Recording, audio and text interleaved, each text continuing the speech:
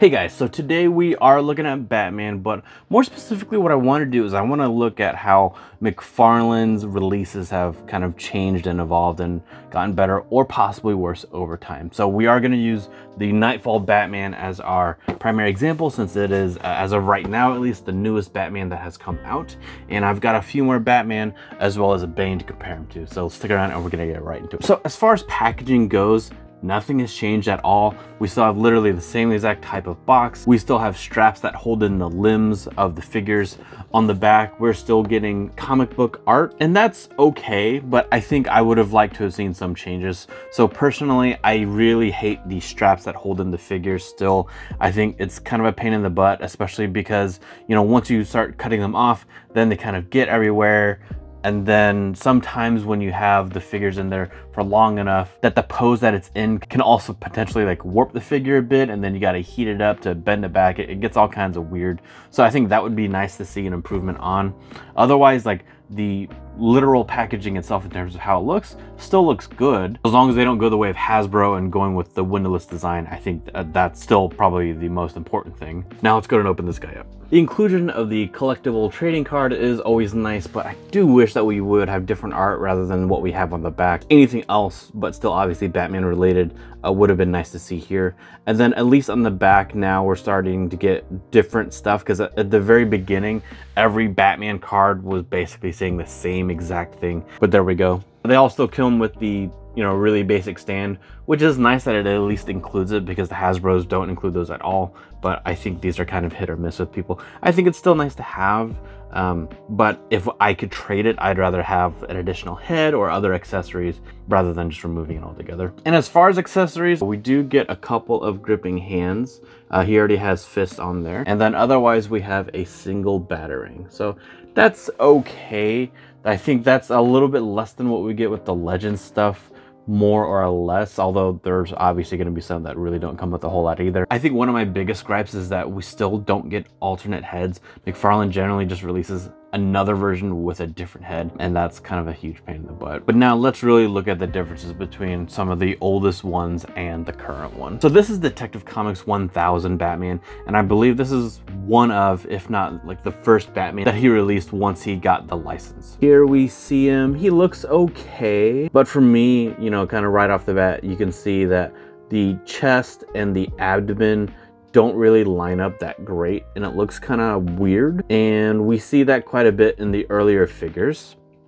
But with our current ones, I think it's way improved and looks a whole lot better. So it's a lot more seamless. It's less jarring, because having this design, it even creates shadow, which is really weird to see. The next major difference is that with these earlier figures, the joint system you can see like just by twisting the leg out, which is kind of awkward. And if we do the same thing with our Nightfall Batman, twist, and you're not really seeing anything. You have to go out quite a bit more, so you can see that this is cut much deeper than this side is over here.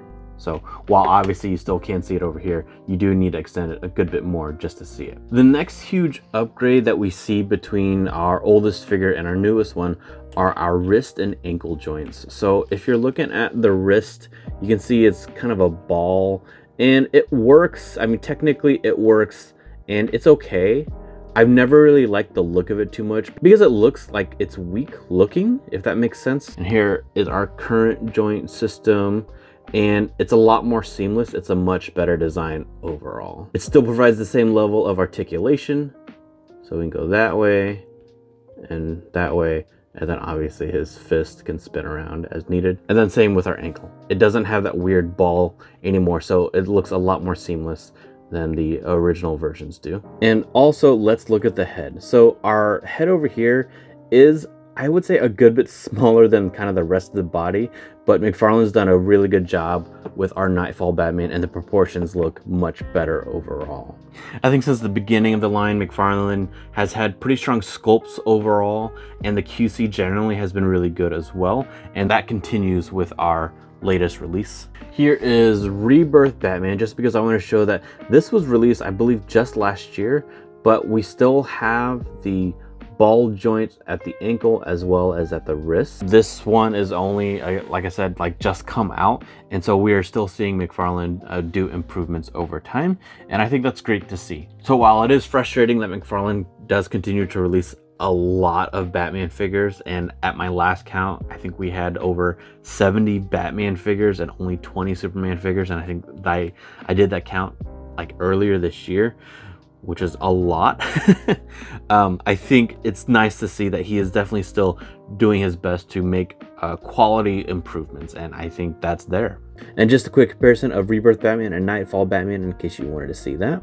And then of course here is a height comparison of Bane and Nightfall Batman. So while this is not technically Nightfall Bane, at the moment this is the closest that we have, at least from McFarlane. I do believe that Mafex has their own Nightfall Bane, although they also have a Nightfall Batman. And there we go. So we kind of have that really kind of ridiculous looking sized Bane, right? Because even if you assume that Batman is 6 foot tall, this would put Bane at like 7, maybe 8 feet tall if you were to scale them up. But it looks good together. Overall, this is a really well executed Batman. Definitely my favorite Batman so far from McFarlane, at least. I think the only other thing I'd really like to see is more cloth capes from McFarlane.